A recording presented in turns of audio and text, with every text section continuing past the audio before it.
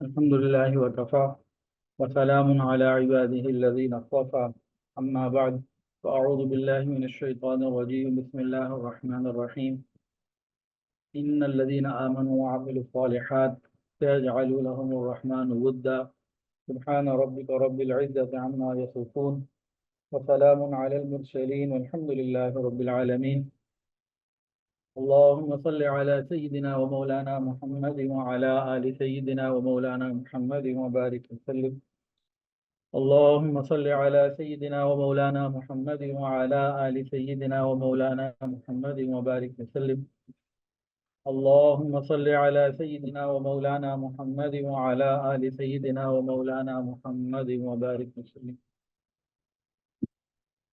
الحمدللہ آج ہمارا یہ چوتھا سیشن شروع ہو چکا ہے۔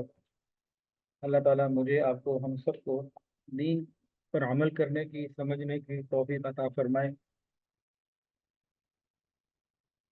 یہ جو آیت پڑھی گئی یہ سورہ مریم کی 16ویں سپارے میں آیت ہے، جس کا مفہوم یہ ہے کہ ایمان والے جن کا ایمان اور جن کا دین، جن کا طریقہ شریعت اور سنت کے مطابق ہوتا ہے، ان کے اندر آپس میں شدید محبت ہوتی ہے، اللہ محبت ڈالتے ہیں۔ اللہ تعالیٰ نے ہر دو چیزوں کو جوڑنے کے لیے کسی تیسری چیز کو بنایا۔ مثال کے طور پر دو اینٹیں ٹوٹی ہوئی ہیں یا الگ الگ ہیں، دو جدا جدا چیزوں کو ایک جان کرنے کے لیے کسی تیسری چیز کو اللہ نے بنایا۔ مثال دو اینٹیں ہیں، جدا جدا ہیں، ان کو جوڑنا ہے، سیمنٹ کا استعمال ہوگا، ریت کا استعمال ہوگا، یہ مختلف اینٹیں یکجان ہو کے ایک دیوار بن جائیں گی۔ کاغذ کے دو ٹکڑے ہیں، ان کو جوڑنا ہے، یکجان کرنا ہے، تو اللہ تعالیٰ نے گلو بنایا، گلو کے استعمال سے کاغذ کے دو ٹکڑے ایک ہو جائیں گے۔ کپڑے کے دو ٹکڑے ہیں اور انہیں ایک اگر کرنا ہو تو اللہ تعالیٰ نے سوئی دھاگا عطا کیا کہ سوئی دھاگے کے ذریعے کپڑے کے دو ٹکڑے ایک ہو جائیں گے۔ لوہے کے دو ٹکڑے ہوں، ان کو ایک کرنا ہو تو پروردگار عالم نے ویلڈنگ عطا کی، ویلڈنگ کے ذریعے لوہے کے دو ٹکڑے ایک ہو جائیں گے۔ اسی طرح لکڑی کے دو ٹکڑے ہوں، اس کے لیے کیل اللہ نے عطا کی۔ تو سوال یہ پیدا ہوتا ہے کہ یہ مختلف دلوں کو جوڑنے والی چیز کون سی ہے؟ دلوں کو جوڑنے والا جوائنٹنگ کمپاؤنڈ کون سا ہے جو دلوں کو ایک کرتے ہیں؟ تو آج اس کے اوپر بات ہوگی انشاءاللہ، اور وہ دین اسلام ہے۔ دلوں کو متحد کرنے والا، جوڑنے والا وہ اسلام کا نظام ہے، صرف نماز روزہ نہیں، مکمل شریعت کا نظام یہ دلوں کو ایک کر دینے والا ہے۔ آج ہمارا جو پہلا سبق شروع ہو رہا ہے، شریعت میں بے روزگاری کی کوئی گنجائش نہیں۔ امام الفقہا حضرت عبداللہ بن مسعود رضی اللہ تعالی عنہ فرمایا کرتے تھے، میں اس بات کو بہت ناپسند کرتا ہوں کہ کسی آدمی کو فارغ بیٹھا دیکھوں، نہ وہ دنیا کے کسی کام میں مشغول، نہ دین کے کسی کام میں مشغول۔ فارغ آدمی جو نہ دین کے کام کا نہ دنیا کے کام کا، اور اس کا فارغ بیٹھنا، یہ شریعت نے اس کو قطعاً پسند نہیں کیا۔ یہ اسلام تو ایسا ہے جو عملی طور پر ہمیں ایکٹیو رکھنے کے لیے آیا ہے، لیکن آج کا مسلمان عجیب اس کا معاملہ ہو گیا، فرصت اور فارغ اوقات اس کی زندگی کا بڑا پرائم ٹائم یہ سمجھنے لگا۔ آج مسلمان دنیا میں کاہلی اور سستی کی وجہ سے، بے عملی کی وجہ سے ان کا مذاق اڑایا جاتا ہے، اور سب سے زیادہ مذاق کچھ دن پہلے مجھے کسی نے بتایا، ایک انٹرنیٹ کے اوپر انہوں نے ریسرچ دیکھی تو بتایا کہ یہ سب پوری دنیا میں جو سب سے زیادہ کاہل قوم ہے وہ سعودی عرب کے لوگ بتائے گئے اس انٹرنیٹ کی ریسرچ کے مطابق۔ تو بہرحال تو مسلمان جو قرآن کے حامل ہیں، جو شریعت کے حامل ہیں، جو ان کو ہر وقت پابند رکھتی ہے، نمازوں کے ذریعے نظام الاوقات کا، اور عمل کے میدان میں آگے بڑھاتی ہے، اس وقت کا مسلمان کاہلی اور بے عملی میں جو ہے نا ریکارڈ قائم کر چکا ہے۔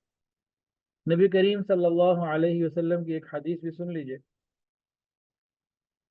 ایک صحابی نبی علیہ السلام کی خدمت میں حاضر ہوئے، کہنے لگے یا رسول اللہ، میرا پیشہ جو ہے نا گزر بسر شکار کے ذریعے ہے، جنگلوں میں بیابانوں میں خوب رہتا ہوں، جس کی وجہ سے جب میں دور آگے نکل جاتا ہوں تو نماز با جماعت سے کبھی محروم رہ جاتا ہوں، میں کیا کروں؟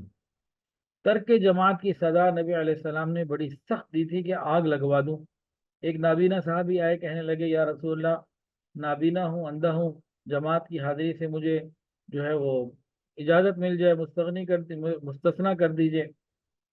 پوچھا کہ آواز، اذان کی آواز آتی ہے؟ کہا آتی ہے۔ کہا نہیں، پھر تمہیں آنا ہوگا، لیکن یہاں ایک معاشی عذر پیش ہو رہا ہے۔ تو نبی علیہ السلام نے کیا فرمایا، ان کو کیا جواب دیا؟ فرمایا کہ بہت اچھا مشغلہ ہے۔ انہوں نے کہا تھا نا کہ میں شکار کرتا ہوں، فرمایا کہ بہت اچھا مشغلہ ہے، مجھ سے پہلے جتنے پیغمبر گزرے سب کے سب شکار کرتے تھے، شکار کی تلاش میں نکلتے تھے۔ باقی جماعت کی نماز کے لیے تمہارے لیے یہ کافی ہے، باقی جماعت کی نماز کے لیے تمہارے لیے یہ کافی ہے کہ جب تمہیں جماعت ملے تو ٹھیک ہے، اس کو حاصل کرو، اور کبھی دور ہو نہیں حاصل کر سکتے تو جماعت کی نماز کی محبت، جماعت والوں کی محبت، ذکر اللہ کی محبت، اور اللہ کے ذکر میں مشغول ہونے والوں کی، اللہ والوں کی محبت، اور اپنے گھر والوں کے لیے حلال روزی کی طلب اور خواہش، یہ ساری چیزیں مل جل کر انشاءاللہ تعالی تمہاری جماعت کی غیر حاضری کو کفایت کر دیں گی۔ اور اپنے اہل و عیال کے لیے طلب حلال میں کوشش کرتے رہو، یہ اللہ کی راہ میں جہاد ہے۔ تو معاشی طور پر مضبوط ہونا، معاشی طور پر کام کرنا، یہ جہاد فی سبیل اللہ کا، اس کو اللہ رب العزت نے مقام عطا فرمایا۔ ہمیں ان باتوں کو خوب سمجھنے کی ضرورت ہے۔ اچھا، جو سلائیڈ آپ کے سامنے آئی ہے، کیا لکھا ہوا جی؟ خالص دینی امور کے معاشی نتائج۔ ایک انتہائی حیران کن رخ ہے جو آج آپ کو یہ دیا جا رہا ہے۔ دیکھیں، ہمارے پاس دو طرح کی چیزیں ہیں، جس کو ایک چیز کو ہم کہتے ہیں یہ دینداری ہے، اور ایک کو کہتے ہیں دنیا داری ہے۔ مثال کے طور پر کاروبار کو، ملازمت کو، فیکٹری چلانے کو، کھیت وغیرہ کو ہم کہتے ہیں ہم دنیا داری میں لگے ہوئے ہیں۔ نماز، روزہ، حج، زکوٰۃ، شکر ادا کرنا، اللہ پہ توکل کرنا، صلہ رحمی کرنا، والدین کی خدمت کرنا، اور دینی مدرسوں کی، دیندار لوگوں کی خدمت کرنا، اس کو ہم دین سمجھتے ہیں۔ ان کو ہم پیسہ کمانے کا ذریعہ سمجھتے ہیں اور دنیا سمجھتے ہیں، اس کو ہم آخرت کمانے کا ذریعہ سمجھتے ہیں اور دین سمجھتے ہیں۔ ایسا ہی ہے کہ کچھ فرق ہے؟ کوئی جواب دے ذرا۔ جی، لیکن ذات کو سمجھیں، وہ خالص چیزیں جنہیں ہم دنیاوی کاروبار اور معاشی جد و جہد میں استعمال کرتے ہیں، وہ ساری کی ساری چیزوں کو اسلام نے دینی نتائج کے پیدا کرنے کا ذریعہ بنا دیا کہ تم اپنے کاروبار، یہ ساری چیزیں دین کے مطابق کرو، شریعت کے مطابق کرو، یہ خود عبادت بنیں گی، یہ خود دین بنیں گی، اور اس سے دین زندہ ہوگا۔ یعنی اللہ نے ان چیزوں کو دین کے پیدا کرنے کے، دین کا ذریعہ بنا دیا۔ دین کو آباد کرنے کے لیے اسلام دنیا کے آباد کرنے کا مطالبہ کرتا ہے۔ دین کو آباد کرنے کے لیے اسلام دنیا کے آباد کرنے کا مطالبہ کرتا ہے۔ اب اسی کا دوسرا رخ سمجھیں گے، پھر بات کی گہرائی کا اندازہ ہوگا۔ توجہ کی ضرورت ہے بہت۔ اسلامی تعلیمات کے وہ عناصر جن کے متعلق خیال کیا جاتا ہے وہ خالص دینی امور اور مذہبی عناصر ہیں۔ اگر غور کیجئے تو جناب ان خالص مذہبی احکامات میں آخرت کے فوائد تو ہیں ہی ہیں، اللہ تعالی نے ان کو معاشی کامیابیوں کا بھی وسیلہ بنا دیا۔ اب اس کو سمجھنے کے لیے ذرا بات سمجھیں۔ گزشتہ نشست میں بات بتائی گئی تھی کہ انسان اپنا پیشہ کمائی کے لیے اختیار کرے، میں خود محنت کرے، لیکن بعض چیزیں ایسی ہیں جو 100% دینی امور ہیں لیکن وہ معاش میں بڑھانے کے لیے بہت مفید ہیں۔ ایمان اور اعمال صالحہ اور دین کے لیے جد و جہد کرنا، اس سے پیسہ بڑھتا ہے۔ اللہ کے راستے میں خرچ کرنا عبادت، اس سے مال بڑھتا ہے۔ تقوی نیکی پہ چلنے کا نام ہے لیکن اس سے پیسہ ملتا ہے۔ توکل، اس سے رزق میں اضافہ ہوتا ہے۔ نفلی عبادات، رزق میں اضافہ ہوتا ہے۔ دعا، رزق میں اضافہ ہوتا ہے۔ کثرت استغفار کو ہم کیا کہیں گے؟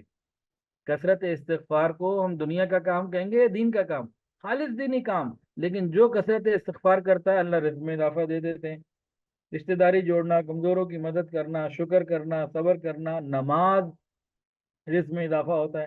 حج عمرہ خالص دینی کام ہے لیکن حج عمرے سے رزق میں اضافہ ہوتا ہے۔ تو دونوں باتیں ہیں، اللہ تعالیٰ نے دونوں کو ایک دوسرے کے ساتھ جوڑا۔ دنیاوی کام شریعت کے مطابق ہو جائے تو وہ دینی ہیں اور اسلام کے بڑھنے کا ذریعہ ہیں، اور دینی تعلیمات اور دینی امور جو خالص مذہبی ہیں اس کے اندر بھی اللہ تعالیٰ نے معاشی فوائد رکھے ہیں۔ یہ خوبصورت دین ہے اور کامل اور مکمل دین ہے اللہ تعالیٰ اس دین کی ہمیں سمجھ عطا فرمائے۔ آج جو ہمارا بہت اہم ٹاپک ہے وہ خرچ کرنے کے اسلامی احکام۔ یہ خرچ کرنے سے نا ہمارا دل بڑا تنگ ہوتا ہے، ہائے پیسے کم ہو جائیں گے، یہ ہو جائے گا، وہ ہو جائے گا، جبکہ خرچ کرنے سے مال کم نہیں ہوتا۔ اس کو بھی ہمیں سمجھنا ہے۔ اچھا، یہ جو چیزیں بتائی جائیں گی نا، تو عام نظر سے، ظاہری نظر سے یوں محسوس ہوگا کہ ہم یہ جو چیزیں سن رہے ہیں اگر ہم کریں گے تو ہم کنگال ہو جائیں گے، اگر ہم نے خدا نہ اگر ہم نے ایسا کر لیا تو ہمارے تو پلے بچے گا ہی کچھ نہیں۔ ان تعلیمات کو اگر ہم اوپر اوپر سے سمجھیں گے تو یہی لگے گا جیسے آج تک ہم سمجھتے رہے، لیکن اگر اس کی حقانیت کو، اس کی گہرائی کو، اسلامی معیشت کے نظام کو ہم اندر سے سمجھیں گے تو معلوم یہ ہوگا اللہ تعالیٰ قربانی مانگ تو رہے ہیں، لیتے نہیں۔ ابراہیم علیہ السلام سے کہا نا بیٹے کو ذبح کرو، قربانی مانگی، لی تو نہیں۔ تو اللہ تعالیٰ قربانی مانگتے ہیں، لیتے نہیں۔ تو اب ہم ان باتوں کو ذرا سمجھتے ہیں۔ انفاق فی سبیل اللہ، اس کا مطلب کیا ہے؟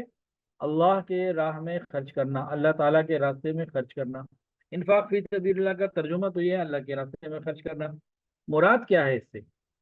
مراد یہ ہے کہ خالص نیت کے ساتھ، اللہ تعالیٰ کی رضا کی نیت کے ساتھ، اپنی حلال کمائی میں سے بغیر کسی غرض کے، دنیا کی کسی غرض کے بغیر ان جگہوں پر خرچ کرنا جن پر خرچ کرنے کا اللہ نے حکم دیا یا جن پر خرچ کرنے سے اللہ راضی ہو جاتے ہیں۔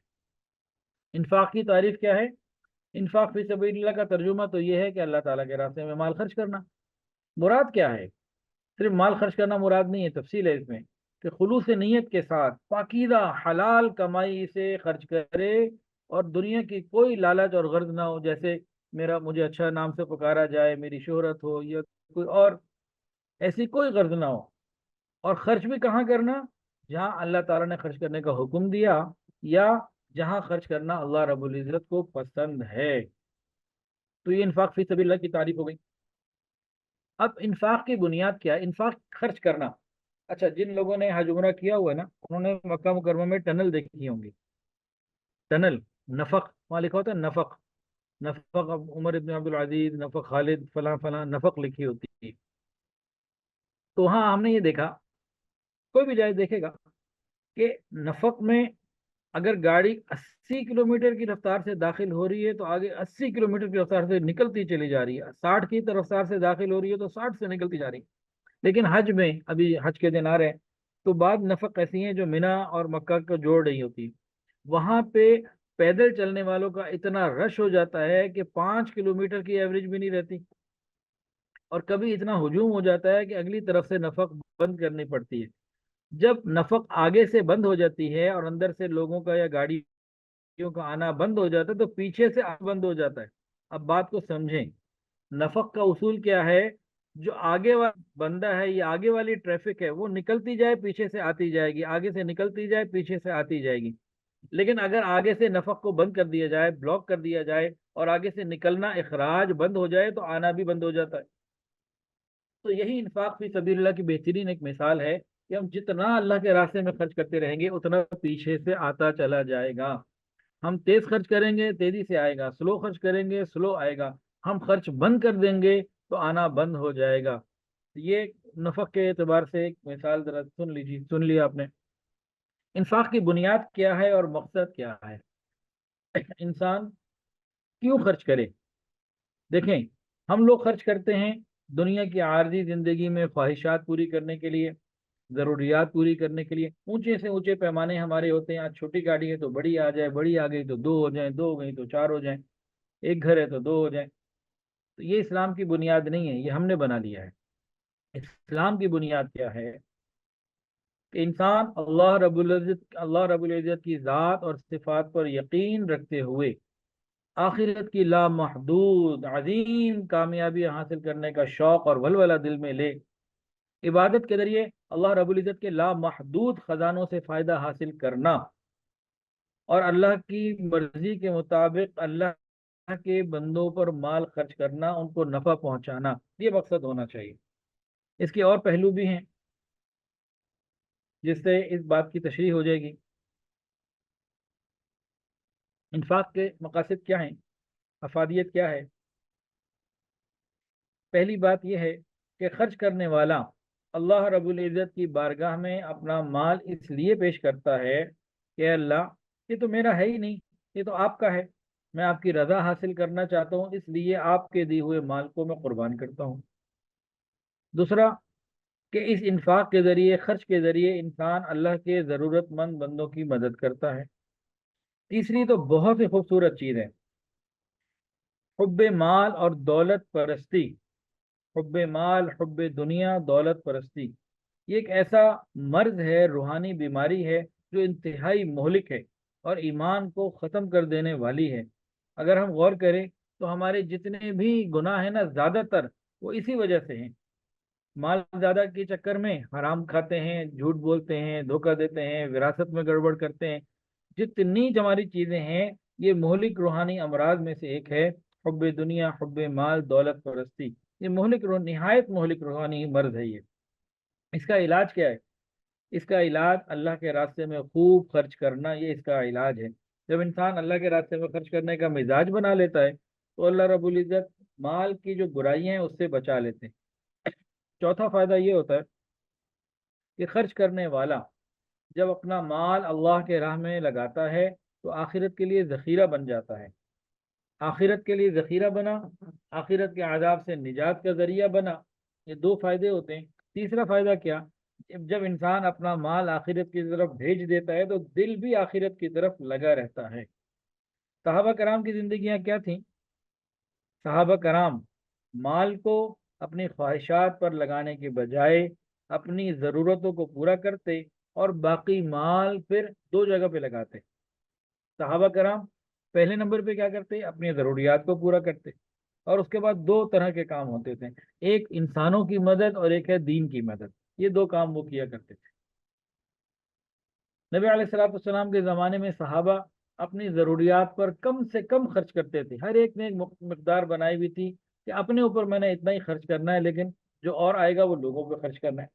نبی علیہ الصلوۃ والسلام کی وفات کے وصال کے بعد مسلمانوں نے جب شریعت کے نظام کو پوری دنیا پہ نافذ کر دیا تو فتوحات کی کثرت ہوئی اور ان حضرات کی آمدنی بہت بڑھ گئی، بہت بڑھ گئی، لیکن انہوں نے اپنے اخراجات کو اتنا نہ بڑھایا جتنی آمدنی بڑھی، بلکہ بعض نے تو سابقہ پوزیشن پر ہی باقی رکھا، آمدنی بڑھتی چلی گئی لیکن اخراجات نہ بڑھائے، اسی طرح گزارا کرتے رہے لیکن لوگوں پر مال خرچ کرتے رہے۔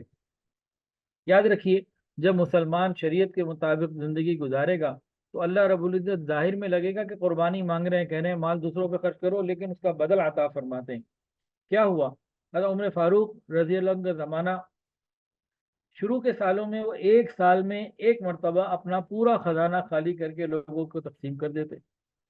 پھر چند سالوں کے بعد اتنا مال آنے لگا، اتنا مال آیا کہ ہر مہینے ایک دفعہ مکمل خزانہ خالی کرتے، لوگوں میں مال تقسیم کرتے۔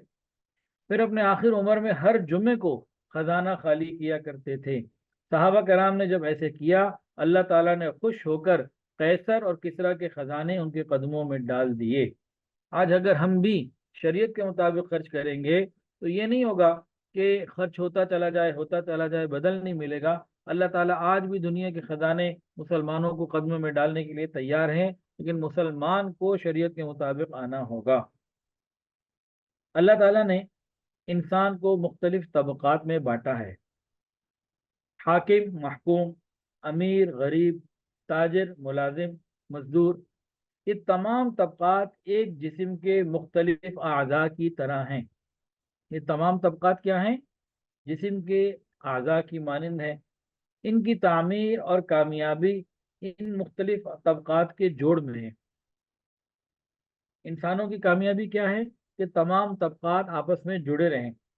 جیسے آنکھ بدن کے ساتھ ہے تو آنکھ کی قیمت ہے، اگر آنکھ کو بدن سے الگ کر دیں تو اس کی کوئی قیمت نہیں۔ اسی طرح جسم کے تمام اعضاء اگر آپس میں مربوط ہیں تو ان کی قیمت ہے، ورنہ یہ بیکار ہوتے ہیں، بے قیمت ہوتے ہیں۔ اسی طرح انسانوں کے مختلف طبقات کے آپس کے جوڑ کے طریقے قرآن کریم نے بتائے، نبی علیہ السلام نے بتائے، اور یہ بھی بتا دیا اگر ساری دنیا کے سارے خزانے خرچ کر کے اگر تم کوئی جوڑ پیدا کرنا چاہو تو نہیں کر سکتے۔ ہاں، شریعت کے مطابق تم زندگی گزار لو، تمہارے طبقات میں جوڑ آ جائے گا۔ ابھی ہم نے نا وہ مزاج دیکھا نہیں ہے کہ جہاں جوڑ ہو، ہم نے توڑ والا مزاج دیکھا ہے، اس لیے ہمیں یہ بات ابھی سمجھ میں نہیں آئے گی، توجہ کریں گے تو انشاءاللہ آگے سمجھ میں آ سکتی ہے۔ جس طرح انسان کے جسم کے اندر تمام اعضاء میں جوڑ ہے نا، تبھی جسم کا مزہ ہے۔ اگر یہ توڑ ہو جائے، آنکھ الگ ہو جائے، کان الگ ہو جائے، تو ان کا کوئی مزہ نہیں۔ اسی طرح مسلمانوں کے تمام طبقات اگر اکٹھے ہو جائیں تو ان کا جو مزہ اور لذت ہے وہ بہت بلند ہے، وہ پیسوں سے بڑی آگے کی چیز ہے، پیسے سے بہت آگے کی چیز ہے۔ اور وہ چیز کیسے پیدا ہوگی امت میں؟ وہ پیسہ خرچ کر کے نہیں ہوگی، یعنی کہ وہ چیز خریدی نہیں جا سکتی، اللہ کے حکم کے مطابق زندگی گزارنے سے وہ حاصل کی جا سکتی، خرید نہیں سکتی۔ اب اگلی جو چیز ہے انسان کا مزاج، میرا اور آپ کا مزاج کیا ہے؟ انسان کا مزاج یہ ہے، جو شخص ہم سے فائدہ حاصل کرنے میں لگا رہے ہم اس سے دور ہو جاتے ہیں۔ انسان کا مزاج کیا ہے؟ جو انسان سے فائدہ لینے کے چکر میں رہتا ہے انسان اس سے دور ہو جاتا ہے، اور جو انسان کو فائدہ پہنچاتا ہے اس سے جڑ جاتا ہے۔ یعنی جو ہم سے ہر وقت یہ چاہے کہ وہ ہم سے فائدہ اپنا حاصل کر لے، ہم اس سے کٹ جائیں گے، اور جو ہر وقت ہمیں ہی فائدہ پہنچائے ہم اس سے جڑ جائیں گے۔ اب شریعت کا نظام اتنا خوبصورت، جو انسان کے مزاج کے عین مطابق، بھئی انسان کو کس نے بنایا؟ اللہ تعالیٰ نے۔ شریعت کس نے عطا فرمائی؟ اللہ تعالیٰ نے۔ اللہ تعالیٰ نے انسان کے مزاج کے مطابق شریعت عطا فرمائی ہے۔ انسان کا مزاج کیا ہے؟ جو ہم سے فائدہ مانگے ہم اس سے دور، اور جو ہمیں نفع پہنچائے ہم اس کے قریب۔ تو اللہ تعالیٰ نے، اللہ کے نبی نے وہ طریقہ، وہ نظام دیا جس پر چل کر ہر آدمی ایک دوسرے کو فائدہ پہنچانے والا بن جاتا ہے، کوئی کسی سے فائدہ لینے والا نہیں ہوتا۔ ہر ایک کی خواہش ہوتی ہے میں دوسرے کو نفع پہنچاؤں۔ تو جب یہ کیفیت ہو جاتی ہے تو انسان کا مزاج پہ غور کریں۔ مزاج کیا ہے؟ جو ہمیں فائدہ پہنچائے ہم اس سے جڑیں گے۔ جب امت کا ہر فرد ایک دوسرے کو فائدہ پہنچانے کی فکر میں ہو تو امت کے اندر جوڑ آ گیا۔ اسلام کے بتائے ہوئے طریقے میں ہر طبقے کو دوسرے کی نفع رسانی پہ لگایا گیا، بتایا گیا کہ اپنے جان مال، اپنی فکر، اپنی صلاحیتوں کا زیادہ استعمال دوسروں کی خیر خواہی پہ لگاؤ، دوسروں کی خدمت پہ لگاؤ۔ جیسے آنکھ ہے، یہ اپنے لیے کم دیکھتی ہے اور جسم کے دوسرے اعضاء کے لیے زیادہ دیکھتی ہے۔ ہمارے کان ہمارے اپنے لیے کم استعمال ہوتے ہیں، باقی اعضاء کے لیے زیادہ استعمال ہوتے ہیں۔ تو بالکل شریعت بھی یہی چاہتی ہے کہ ہم دوسروں کے لیے فائدہ کرنے والے ہوں، فائدہ پہنچانے والے ہوں۔ جسم کے تمام اعضاء ہمیں تب کام دیتے ہیں جب ہمارے اندر روح موجود ہو۔ اسی طرح مختلف انسانی طبقات ایک دوسرے کی زندگیاں بنانے والے بن جائیں، یہ تب ہی ہوں گے جب اسلام کے طریقے ہمارے اندر موجود ہوں۔ اگر مختلف طبقات ایک دوسرے سے لینے والے بن جائیں، سب کا ذہن یہ ہو کہ مجھے لینا ہے، مجھے اپنا مفاد پورا کرنا ہے، جیسے آج کل کا معاشرہ، تو لینے والے ذہن سے تعمیر نہیں ہو سکتی۔ معاشرے کی تعمیر، کردار کی تعمیر نفع پہنچانے سے ہوتی ہے، دوسروں کو دینے والے طریقے سے ہی ہوتی ہے۔ اگر دوسروں سے صرف لینے کا ذہن ہوگا جیسا کہ آج کل ہے، تو پھوٹ ہی پھوٹ، پھر تخریب، نفرت، قتل، غارت، ڈاکے، چوریاں، کسی کی زندگی محفوظ نہ ہوگی۔ انسانی بستیاں جنگل سے زیادہ حیوانیت کا نمونہ بن جائیں گی جب لینے کا ہوگا، جیسے ہمارے معاشرے میں۔ تو جب دینے کا ہم مزاج بنائیں گے تو پھر کیا ہوگا؟ پھر محبت ہی محبت ہوگی، اور ایک دوسرے کے ساتھ ایک مربوط نظام بن جائے گا۔ اب سوال یہ پیدا ہوتا ہے کہ بھئی دینے کا نظام آخر کیسے بنے؟ دینے کا نظام آخر کیسے بنے؟ دیکھیں، دوسروں کو نفع پہنچانے کا ذہن اس وقت ہی بن سکتا ہے جب ہمارے دل میں یقین اتر جائے کہ دینے والے تو بس اللہ ہی ہیں، اور چیزوں سے کچھ نہیں ہوتا، اللہ تعالیٰ کے کرنے سے ہوتا ہے۔ اور جب میں اپنا مال اللہ تعالیٰ کی رضا کے مطابق استعمال کروں گا، اللہ تعالیٰ میرے سارے کام بنا دیں گے اور نعمتوں کے دروازے میرے لیے کھول دیں گے۔ اسلامی تعلیمات کی خاصیت یہ ہے کہ ان کو عمل میں لانے سے طبقات میں جوڑ پیدا ہو جاتا ہے۔ اور کیوں نہ ہو، جب تاجر دوسروں کے ساتھ تعاون اور خیر خواہی کے جذبے سے لبریز ہو کر اپنی تجارت کرے گا تو اس تاجر کے سارے خریدار اس کے عاشق ہو جائیں گے، اس کے گرویدہ ہو جائیں گے، اس سے محبت کرنے لگیں گے۔ بلکہ صرف یہی نہیں، مسلمان تاجر کی اسلامی تعلیمات سے تجارت کو دیکھ کر غیر مسلم مسلمان ہو جائیں گے۔ تابعین کے زمانے میں ایک تو نبی علیہ السلام کا زمانہ ہے، صحابہ کا زمانہ ہے، صحابہ کے بعد اگلا زمانہ تابعین کا ہے۔ جنہوں نے صحابہ سے دین سیکھا انہیں تابعین کہتے ہیں، جنہوں نے نبی علیہ السلام سے دین سیکھا انہیں صحابی کہتے ہیں۔ تو تابعین کے زمانے میں چند تاجر یمن سے انڈونیشیا تجارت کے لیے گئے، تو ان کی اسلامی تجارت کے حالات کو دیکھ کر انڈونیشیا کے لوگ مسلمان ہو گئے۔ اسلام اتنا خوبصورت ہے کہ کسی بھی شعبے میں اسلامی تعلیمات کو زندہ کیا جائے وہ اس شعبے والوں کو ضرور متاثر کرتے ہیں۔ تو اسلام نے دوسروں کو نفع پہنچانے کا حکم دیا۔ اب ہمارا ٹاپک کیا ہے؟ دوسروں کو نفع پہنچانے کا مزاج کیسے بنے نا۔ دیکھیں، جب ہم اللہ کے راستے میں خرچ کرنے والے ہوں گے، دوسروں کی خیر خواہی کرنے والے ہوں گے، اسلامی تعلیمات پر عمل کرتے ہوئے، جب غریب اپنی جان سے مالدار کو اور مالدار اپنے مال سے اور جان سے غریب کو فائدہ پہنچائے گا، جب غریب اپنی جان سے مالدار کو فائدہ پہنچائے اور مالدار اپنے مال اور اپنے جان سے غریب کو فائدہ پہنچائے، تو کیا ہوگا؟ اس کے نتیجے میں سارے غریب سب مالداروں سے جڑ جائیں گے اور ایسے مالداروں سے سارے غریب جڑ جائیں گے۔ مالدار مال کے نقصان کے وقت وہ غریب اس کے محافظ بن جائیں گے، کیونکہ دونوں کا مفاد ایک دوسرے سے جڑا ہوگا۔ مثال کے طور پر اگر کوئی حاکم ہے، وقت کا وزیر اعظم ہے، صدر ہے، اگر وہ اپنی عوام پر اپنا جان بھی لگائے، مال بھی لگائے، تو ساری عوام اس حاکم کے ساتھ جڑ جائیں گے، اسے انتخابات کروانے کی ضرورت نہیں ہوگی۔ جو حاکم اپنی رعایا پر اپنا مال لگائے، جان لگائے، لوگوں کو نفع پہنچائے، یہ ساری رعایا اس کی حفاظت کرنے والی ہوگی، اس کو کسی سیکیورٹی کی بھی ضرورت نہیں ہوگی، اس پہ جان دینے والے ہوں گے۔ تو اسلام کا مزاج کیا ہے کہ دوسروں کے فوائد کے لیے اپنے جان مال کو قربان کرنا۔ انبیاء کرام دوسروں کے مفاد کے لیے اپنے جان مال کو قربان کیا کرتے۔ آج ہمارا الٹا ہے، ہم اپنے مفاد کے لیے دوسروں کے مال جان کو قربان کر دیتے ہیں۔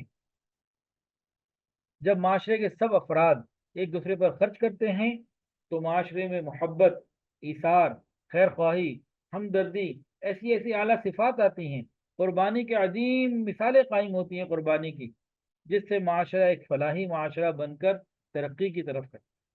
ابھی تو ہم مسلمانوں نے انفاق فی سبیل اللہ کی وہ شکلیں اختیار نہیں کی جو صحابہ کے زمانے میں اعلیٰ پیمانے پر تھیں، لیکن پھر بھی الحمدللہ مسلمان معاشرے میں کمزور شکلیں پھر بھی نظر آ جاتی ہیں۔ دیکھیں، گزشتہ سال پاکستان میں سیلاب آیا اور اس سے پہلے شمالی علاقوں میں کئی سال پہلے زلزلہ آیا، تو اس سے دنیا کی ذرائع میڈیا والے، ذرائع ابلاغ حیران تھے، یہ کیا ہو رہا ہے؟ مسلمان عوام، یہ پاکستانی عوام اپنے گھروں سے نکل کر اپنے محلے اور شہر سے جا جا کر زلزلے والوں کی، سیلاب والوں کی مدد کر رہے ہیں۔ آج دنیا میں جنہیں ترقی یافتہ لوگ کہا جاتا ہے، ترقی یافتہ ممالک، وہ حیران ہو جاتے ہیں کہ مسلمان کیسے ایک دوسرے کی تکلیف میں کام آتا ہے، انہیں بات سمجھ ہی نہیں آتی۔ وہاں پہ ترقی یافتہ ملکوں میں امدادی کام صرف حکومتی ادارے کرتے ہیں، عوام دور سے دیکھتے ہیں، کہتے ہیں ہم ٹیکس دیتے ہیں، ہمارا کام نہیں، ان کا کام ہے، وہ آئیں۔ لیکن ابھی ہم نے انفاق کی وہ شکلیں نہ دیکھی ہیں، اس کے باوجود بھی الحمدللہ ہمارے اندر یہ جذبہ موجود ہے۔ اگر ہم انفاق فی سبیل اللہ کا جذبہ بنا لیں اور یہ ارادہ کر لیں، اگر ایک دکاندار یہ ارادہ کرے کہ میں نے غریب کو فائدہ پہنچانا ہے، اپنے ملازم کو فائدہ پہنچانا ہے، آپس میں ایسی محبتیں ہوں گی جو بھائی بھائی سے زیادہ ہوتی۔